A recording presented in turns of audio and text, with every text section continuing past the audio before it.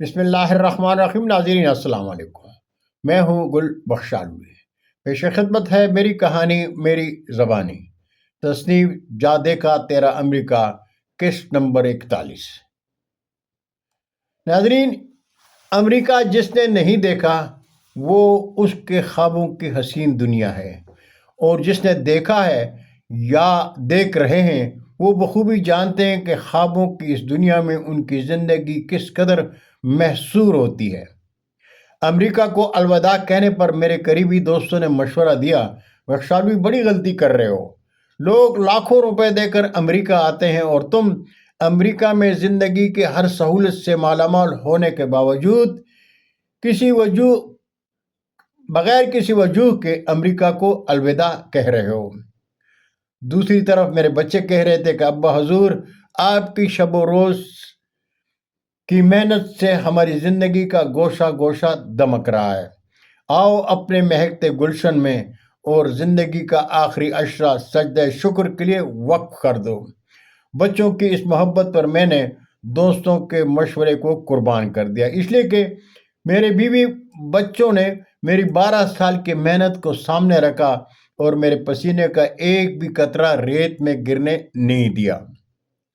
میں اس حقیقت سے بھی انکار نہیں کروں گا کہ امیگریشن کی سست رفتاری ایک طرف، لیکن عام لوگوں نے میرے حسن عمل کی وجہ سے مجھے اجنبیت کا احساس نہیں ہونے دیا۔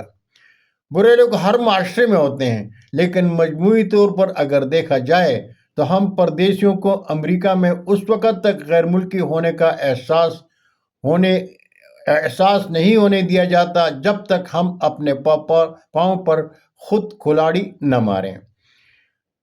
اپنوں کے ساتھ زندگی اور مذہبی آزادی خودی میں مگن امریکہ میں پرامن زندگی کی شان ہے، لیکن اگر امریکہ میں رہ کر امریکہ کے قوانین اور معاشرتی زندگی میں ان کے طرز زندگی کا احترام نہ کیا جائے تو امریکی قوانین کے محافظ کسی کا لحاظ نہیں کرتے، وہ وہی کچھ کرتے ہیں جو قانون توڑنے والے غیر ملکیوں کے ساتھ کیا جاتا ہے۔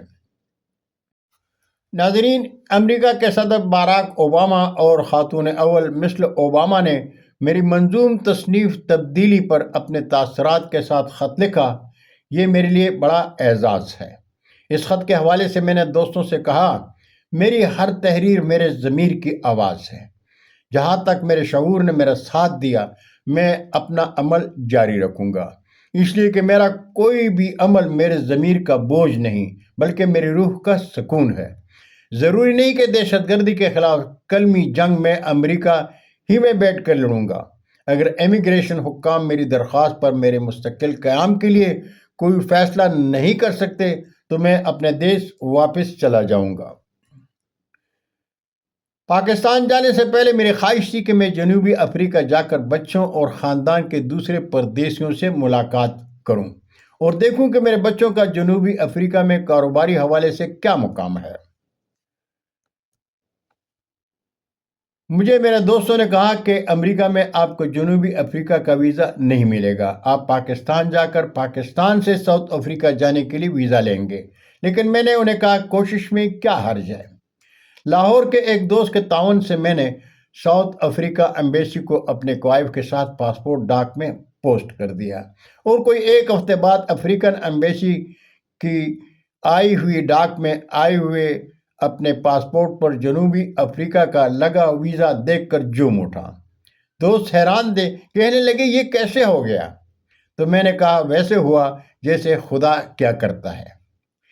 13 فروری 1999 کو میں نے فیصل آباد کے پاکستانی نژاد امریکی شہری امجد علی چودھری کو بتایا تھا کہ میں جب تک امریکہ میں ہوں آپ ہی کے پاس آپ کے اسٹور میں کام کروں گا اور ملازمین کے لیے آپ ہی کے اپارٹمنٹ رہائش رکھوں گا، اس لیے کہ آپ نے نہ صرف مجھے ملازم رکھا بلکہ گوروں کی زبان نہ جانتے ہوئے بھی میری حوصلہ افزائی کی اور مجھے پردیش میں ہر وہ سہولت دی جو میری ضرورت تھی، اور بفضل خدا میں نے امجد علی چودھری صاحب کے ساتھ کیا ہوا وعدہ پورا کر دیا۔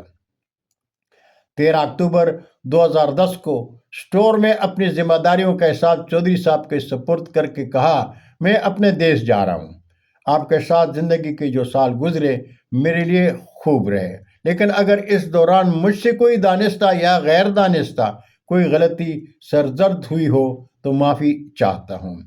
میں خالی ہاتھ آیا تھا اور بہت کچھ ساتھ لے کر جا رہا ہوں۔